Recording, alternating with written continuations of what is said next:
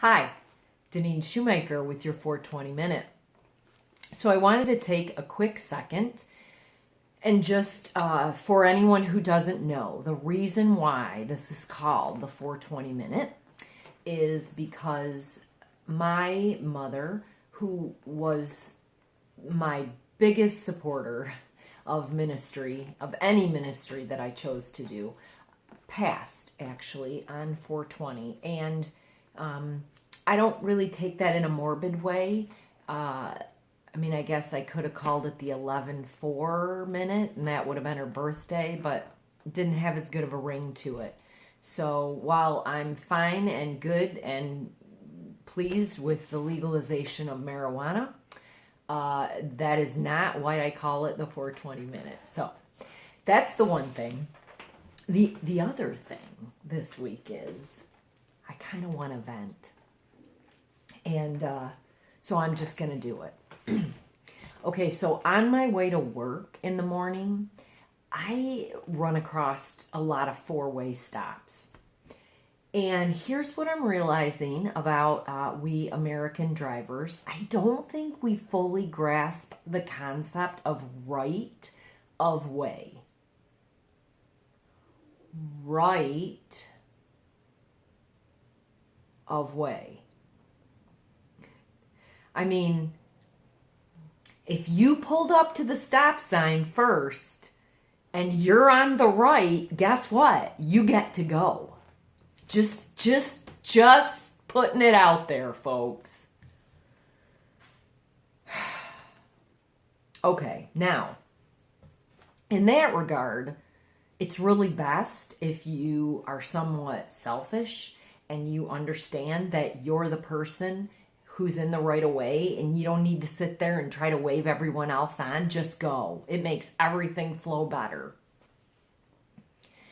I guess where someone's right, if you will, of way, where that maybe doesn't work so well is in community, in relationship. In the book of Matthew, and I do think Matthew might be one of my favorite books in the Bible. But in the book of Matthew, it's chapter 16. And I'm going to start with verse 24. And Jesus said to his disciples, "If any of you want to be my follower, you must turn from your selfish ways. Take up your cross and follow me. If you try to hang on to your life, you will lose it.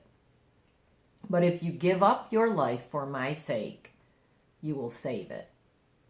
And what do you benefit if you gain the whole world but lose your own soul? Is anything worth more than your soul?" I think in our culture of me first and just a lot of emphasis on independence, we forget that in our relationships, be it coworkers,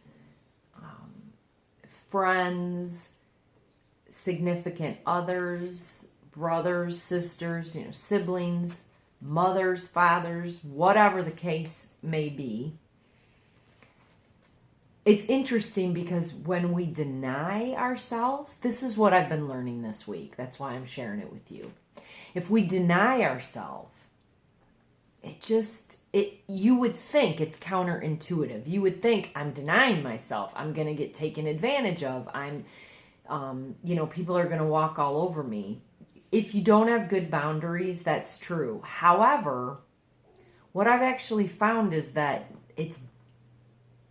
it's more fulfilling to deny self and to do what Jesus is asking us to do. So I hope last week you got some quiet time and you maybe talked to God about what God wants for your life. And this week, if I may, I guess I'm just asking you to look at your relationships and see where maybe not being so selfish might really aid in that relationship. I can't help it. I gotta believe that if we all followed Christ by denying ourselves, we would live in a completely different and a much better world. So hope this has been helpful. I would love to be able to spread this message to more people. So I'm just going to shamelessly say, if you like what you hear, I would love it if you would just share. You can subscribe if you haven't already. And I think it helps generate views when we like the videos. So just try to get this message out to as many people as possible. Religion, Jesus, grace and peace.